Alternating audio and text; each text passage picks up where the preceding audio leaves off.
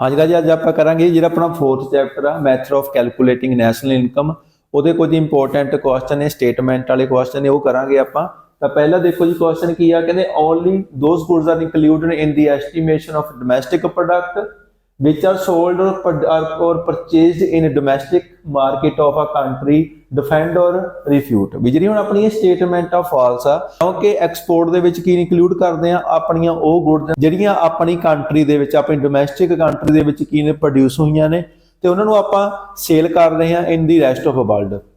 ਤਾਂ ਜਿਹੜਾ ਆਪਣਾ ਐਕਸਪੋਰਟ ਆ ਉਹ ਵੀ ਆਪਾਂ ਇਨਕਲੂਡ ਕਰਦੇ ਆ ਡੋਮੈਸਟਿਕ ਪ੍ਰੋਡਕਟ ਦੇ ਵਿੱਚ। ਤਾਂ ਇੱਥੇ ਸਿਰਫ ਇਹਨਾਂ ਨੇ ਕੀ ਗੱਲ ਕਰੀ ਹੈ ਵੀ ਜਿਹੜੀਆਂ ਸਿਰਫ ਇੰਡੀਆ ਦੇ ਵਿੱਚ ਹੀ ਗੁੱਡਸ ਸੇਲ ਹੁੰਦੀਆਂ ਨੇ ਆਪਾਂ ਉਹਨਾਂ ਨੂੰ ਹੀ ਇਨਕਲੂਡ ਕਰਦੇ ਆ, ਇਸ ਕਰਕੇ ਸਟੇਟਮੈਂਟ ਫਾਲਸ ਆ। ਜੋ ਇੰਡੀਆ ਦੇ ਵਿੱਚ ਸੇਲ ਹੋ ਰਹੀਆਂ ਨੇ ਉਹ ਤਾਂ ਆਪਾਂ ਨੇ ਇਨਕਲੂਡ ਕਰਨੀਆਂ ਹੀ ਨੇ, ਪਲੱਸ ਹੋਰ ਕੀ ਐਡ ਕਰਾਂਗੇ ਜੋ ਆਪਾਂ ਐਕਸਪੋਰਟ ਕਰਦੇ ਆ ਇਨ ਰੈਸਟ ਆਫ ਵਰਲਡ ਦੇ ਵਿੱਚ, ਕਿਉਂਕਿ ਜੋ ਐਕਸਪੋਰਟ ਆ ਉਹ ਵੀ ਕਿਹਦਾ ਪਾਰਟ ਆ ਆਪਣਾ ਡੋਮੈਸਟਿਕ ਪ੍ਰੋਡਕਟ ਦਾ। ਤਾਂ ਉਹ ਆਪਣਾ ਕੀ ਹੈ ਸਟੇਟਮੈਂਟ ਕੀ ਹੈ ਜੀ ਆਪਣੀ ਇਹ ਫਾਲਸ ਆ, ਕਿਉਂਕਿ ਐਕਸਪੋਰਟ ਨੂੰ ਵੀ ਆਪਾਂ ਇਨਕਲੂਡ ਕਰਦੇ ਆ ਇਨ ਡੋਮੈਸਟਿਕ ਪ੍ਰੋਡਕਟ ਦੇ ਵਿੱਚ।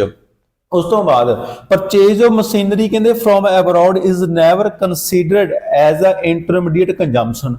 ਹੁਣ ਜਿਹੜੀ ਆਪਣੀ ਸਟੇਟਮੈਂਟ ਆ ਇਹ ਵੀ ਫਾਲਸ ਆ, ਕਿਉਂਕਿ ਜਿਹੜੀ ਆਪਣੀ ਪਰਚੇਜ ਕੋਈ ਵੀ ਮੰਨ ਲਓ ਆਪਾਂ ਮਸ਼ੀਨਰੀ ਪਰਚੇਸ ਕਰ ਰਹੇ ਆ, ਜੇ ਉਹਨੂੰ ਪਰਚੇਸ ਕਰਕੇ ਆਪਣਾ ਮੇਨ ਮੋਟਿਵ ਆ ਅੱਗੇ ਰੀਸੇਲ ਕਰਨਾ ਤਾਂ ਉਸ ਨੂੰ ਆਪਾਂ ਕੀ ਕਹਾਂਗੇ ਇੰਟਰਮੀਡੀਏਟ ਕੰਜ਼ੰਪਸ਼ਨ ਕਹਾਂਗੇ। ਉਸ ਤੋਂ ਬਾਅਦ ਕਹਿੰਦੇ change in stock is not a stock variable. ਇਹ ਜਿਹੜੀ ਆਪਣੀ ਸਟੇਟਮੈਂਟ ਆ ਇਹ ਟਰੂ ਆ, ਕਿਉਂਕਿ ਜਿਹੜਾ ਚੇਂਜ ਇਨ ਸਟਾਕ ਆ ਉਹ ਫਲੋ ਕਨਸੈਪਟ ਆ, ਸਟਾਕ ਕਨਸੈਪਟ ਨਹੀਂ ਹੈਗਾ। ਉਸ ਤੋਂ ਬਾਅਦ ਆ ਗਿਆ ਕਹਿੰਦੇ what are the 4 factor of production and what are the remuneration to each of these called. ਵੀ ਜੋ ਆਪਣੇ 4 ਫੈਕਟਰ ਆਫ ਪ੍ਰੋਡਕਸ਼ਨ ਕਿਹੜੇ ਨੇ ਤੇ ਉਹਨਾਂ ਦੇ ਬਦਲੇ ਜੋ ਆਪਾਂ ਰੈਮੂਨਰੇਸ਼ਨ ਪੇ ਕਰਦੇ ਆ ਉਹਨਾਂ ਨੂੰ ਆਪਾਂ ਕੀ ਕਹਿੰਦੇ ਆ। ਤੇ ਆਪਣੇ ਪਹਿਲਾ ਮੇਨ 4 ਫੈਕਟਰ ਆਫ ਪ੍ਰੋਡਕਸ਼ਨ ਕਿਹੜੇ ਨੇ ਜੀ ਲੈਂਡ, ਲੇਬਰ, ਕੈਪੀਟਲ ਐਂਡ ਐਂਟਰਪ੍ਰੇਨਿਓਰਸ਼ਿਪ। ਹੁਣ ਉਹਨਾਂ ਦੇ ਬਦਲੇ ਕੀ ਮਿਲਦਾ, ਲੇਬਰ ਨੂੰ ਕੀ ਮਿਲਦਾ ਕੰਪਨਸੇਸ਼ਨ ਆਫ EMPLOYE। ਜੋ ਆਪਣਾ ਰੈਂਟ ਆ ਉਹ ਕਿਹਦਾ ਰਿਵਾਰਡ ਆ ਫॉर ਲੈਂਡ, ਕਿਉਂਕਿ ਜੇ ਲੈਂਡ ਕਿਰਾਏ ਤੇ ਲਈਏ ਉਹਦੇ ਆਪਾਂ ਕੀ ਪਰ ਪੇ ਕਰਾਂਗੇ ਰੈਂਟ। ਉਸ ਤੋਂ ਬਾਅਦ ਕੈਪੀਟਲ ਦੇ ਲਈ ਕੀ ਰਿਵਾਰਡ ਆ ਆਪਣਾ ਇੰਟਰਸਟ, ਤੇ ਐਂਟਰਪ੍ਰੇਨਿਓਰਸ਼ਿਪ ਦੇ ਲਈ ਕੀ ਰਿਵਾਰਡ ਆ ਪ੍ਰੋਫਿਟ। ਤਾਂ ਇਹ ਆਪਾਂ ਇਸ ਕੁਐਸਚਨ ਦੇ ਵਿੱਚ ਇਹ ਆਨਸਰ ਲਿਖਾਂਗੇ ਵੀ ਪਹਿਲਾਂ ਮੇਨ 4 ਫੈਕਟਰ ਆਫ ਪ੍ਰੋਡਕਸ਼ਨ ਕਿਹੜੇ ਨੇ ਤੇ ਉਹ ਕੱਲੇ ਫੈਕਟਰ ਆਫ ਪ੍ਰੋਡਕਸ਼ਨ ਲਈ ਆਪਾਂ ਕੀ ਪੇ ਕਰਦੇ ਆ। ਉਸ ਤੋਂ ਬਾਅਦ ਆ ਗਿਆ ਕਹਿੰਦੇ ਇੱਕ ਮੋਨਾ ਨੇ ਪਰਚੇਜ ਕੀਤੀ ਆ ਕਾਰ 5,50,000 ਦੀ to compute between her home and the office, ਉਹਦੇ ਲਈ ਯੂਜ਼ ਕਰ ਰਹੀ ਆ ਉਹ ਕਾਰ ਨੂੰ। ਕਹਿੰਦੇ would you treat it as an intermediate consumption, ਵੀ ਤੁਸੀਂ ਉਸ ਨੂੰ ਕੀ ਸਮਝੋਗੇ ਵੀ ਉਹ ਇੰਟਰਮੀਡੀਏਟ ਕੰਜ਼ੰਪਸ਼ਨ ਆ and therefore not included in the estimation of national income. ਕਹਿੰਦੇ ਜਸਟੀਫਾਈ ਕਰੋ ਯੂਅਰ ਆਨਸਰ। ਹੁਣ ਜਿਹੜੀ ਇੱਥੇ ਮੋਨਾ ਨੇ ਕਾਰ ਪਰਚੇਸ ਕਰੀ ਆ ਉਹ ਉਹਦੇ ਲਈ ਕੀ ਆ ਇੱਕ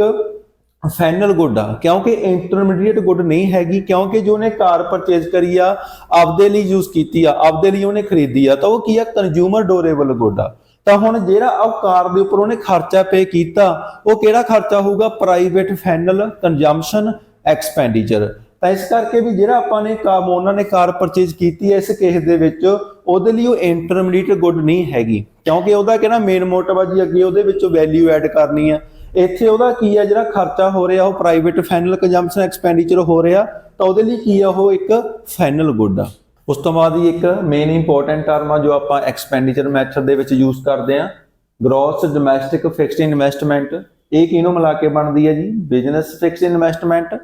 plus government fix investment plus investment on residential construction by household. ਜੇ ਇਸ ਦੇ ਵਿੱਚ ਆਪਾਂ ਐਡ ਕਰ ਦਈਏ ਚੇਂਜ ਇਨ ਸਟਾਕ ਤਾਂ ਆਪਣੇ ਕੋਲੇ ਕੀ ਆ ਜਾਊਗਾ ਜੀ ਗ੍ਰੋਸ ਡੋਮੈਸਟਿਕ ਕੈਪੀਟਲ ਫਾਰਮੇਸ਼ਨ ਆ ਜਾਊਗਾ, ਜੋ ਆਪਣਾ ਗ੍ਰੋਸ ਡੋਮੈਸਟਿਕ ਫਿਕਸਡ ਇਨਵੈਸਟਮੈਂਟ ਆ। ਇਸ ਦੇ ਵਿੱਚ ਸਿਰਫ ਆਪਾਂ ਫਿਕਸਡ ਇਨਵੈਸਟਮੈਂਟ ਦੀ ਗੱਲ ਕਰਦੇ ਹਾਂ ਜੋ ਕਿੰਨਾ ਦੁਆਰਾ ਕਰੀ ਜਾਂਦੀ ਆ business fix investment plus government fixed investment plus investment on residential construction by household. ਜੇ ਹੁਣ ਆਪਾਂ ਇਹ ਇਨਵੈਸਟਮੈਂਟ ਦੇ ਵਿੱਚ ਨਾਲ ਐਡ ਕਰ ਦਈਏ ਚੇਂਜ ਇਨ ਸਟਾਕ ਤਾਂ ਆਪਣੇ ਕੋਲੇ ਕੀ ਆ ਜਾਊਗਾ ਜੀ gross domestic capital formation. Total ਆਪਣੇ ਕੋਲੇ ਕੀ ਆ ਜੂਗੀ ਇਨਵੈਸਟਮੈਂਟ ਆ ਜੂਗੀ, ਕਿਉਂਕਿ ਜਦੋਂ ਆਪਾਂ ਐਕਸਪੈਂਡੀਚਰ ਮੈਥਡ ਯੂਜ਼ ਕਰਦੇ ਆਂ ਅਪਲਾਈ ਕਰਦੇ ਆਂ ਤਾਂ ਉਸ ਦੇ ਵਿੱਚ ਆਪਾਂ ਕੀ ਇਨਕਲੂਡ ਕਰਦੇ ਆਂ ਗ੍ਰੋਸ ਡੋਮੈਸਟਿਕ ਕੈਪੀਟਲ ਫਾਰਮੇਸ਼ਨ, ਜਿਸ ਦੇ ਵਿੱਚ ਚੇਂਜ ਇਨ ਸਟਾਕ ਵੀ ਐਡ ਆ, ਮਤਲਬ ਇਨਵੈਂਟਰੀ ਇਨਵੈਸਟਮੈਂਟ ਵੀ ਐਡ ਹੋਗੀ प्लस ਤੇ ਆਪਣੀ ਫਿਕਸਡ ਇਨਵੈਸਟਮੈਂਟ ਵੀ ਐਡ ਹੋਗੀ ਕਿਉਂਕਿ ਇਨਵੈਸਟਮੈਂਟ ਦੋ ਤਰ੍ਹਾਂ ਦੀ ਆ ਉਹਦੇ ਵਿੱਚ ਕੰਪੋਨੈਂਟ ਕਿਹੜੇ ਨੇ ਪਹਿਲਾ ਪ੍ਰਾਈਵੇਟ ਫਾਈਨਲ ਕੰਜ਼ੰਪਸ਼ਨ ਐਕਸਪੈਂਡੀਚਰ ਦੂਸਰਾ ਆਪਣਾ ਗਵਰਨਮੈਂਟ ਫਾਈਨਲ ਕੰਜ਼ੰਪਸ਼ਨ ਐਕਸਪੈਂਡੀਚਰ ਤੀਸਰਾ ਇਨਵੈਸਟਮੈਂਟ ਦੋ ਤਰ੍ਹਾਂ ਦੀ ਆ ਫਿਕਸਡ ਐਂਡ ਇਨਵੈਂਟਰੀ ਉਹ ਦੋਨੋਂ ਹੀ ਐਡ ਹੁੰਦੀਆਂ ਨੇ ਫਿਕਸਡ ਪਲੱਸ ਇਨਵੈਂਟਰੀ ਆਪਾਂ ਐਡ ਕਰਦੀ ਇਨਵੈਸਟਮੈਂਟ ਨੂੰ ਤਾਂ ਆਪਣੇ ਕੋਲ ਕੀ ਆ ਜਾਊਗਾ ਗ੍ਰੋਸ ਡੋਮੈਸਟਿਕ ਕੈਪੀਟਲ ਫਾਰਮੇਸ਼ਨ फिर उस तो बाद आप प्लस करते होंगे नैट एक्सपोर्ट ये चारों कंपोनेंट ਨੂੰ मिला के अपने को की आउंदा जी GDP eight market price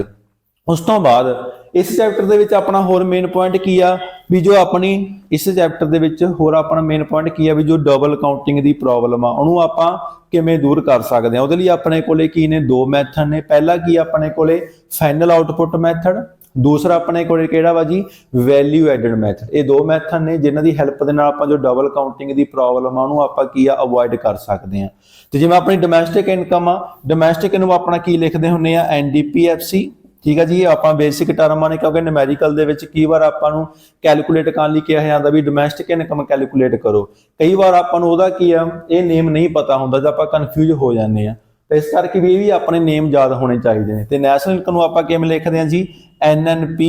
at FC